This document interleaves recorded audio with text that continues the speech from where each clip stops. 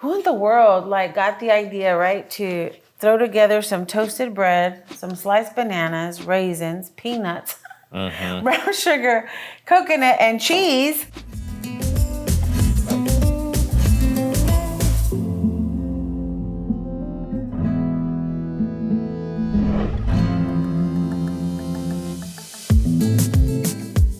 Making capirotada, and it's kind of like what some people call bread pudding. It's a dessert, very popular during Lent. Consists usually of these bolillos. Usually people just slice it and put the big slice in there. I like to cut it up because I just like to dig in. When you put the big slice in there, it's a little bit more difficult because everything sticks to it. And we just toast them.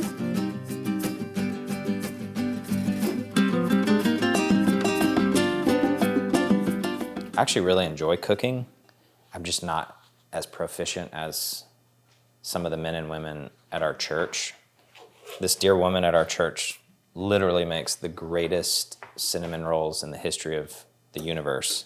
If you come to church once and have even half of a cinnamon roll, this is your church for life. You're just in. It's so good.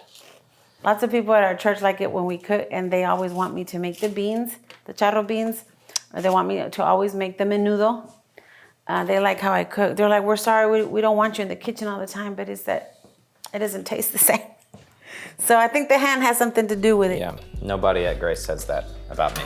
Nobody. Well, that's a good problem, Pastor, believe me. Yeah.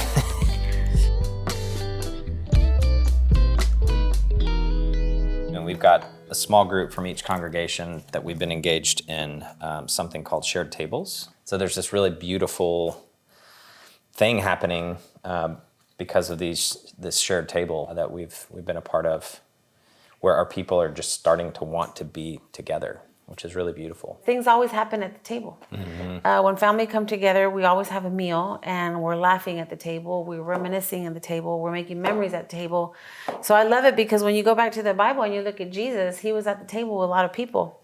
He got accused of eating with sinners. When you're at the table, you are forced to look the other person in the eye. And so any misconceptions or prejudices or anything that might be holding you back from relationship, those go away. God is just bringing us together through that common denominator that everyone has, which is a table. Even our homeless population in our area is like, that's what brings us together. When they know there's food, they're there and they share life with us, and they learn that they're accepted and loved, and we get relationships going. So now we're just pouring this cloves, cinnamon, and piloncillo all over this. I'm gonna soak it in here. Oof, look, it's already melting the cheese. When you come together and share a meal, I call it doing life now all the time, because that's what you do. What kind of conversation comes up at the table? Things you're going through?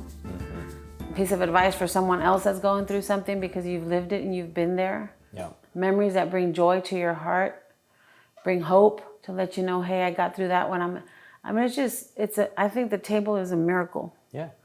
It's a miracle worker. And if we take the time to I don't always want to cook, but I do it because I'm seeing the effects it's having on my babies, my grandbabies, and my girls. And I've seen it bring calmness and joy and just a coming together. It's like a reassurance. Hey, we're not alone. We got each other, you know? And I think we lose that when we're not at the table as families.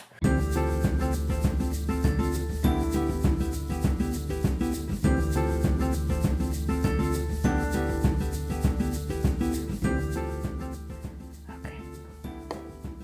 Ready? I think. Let's do it.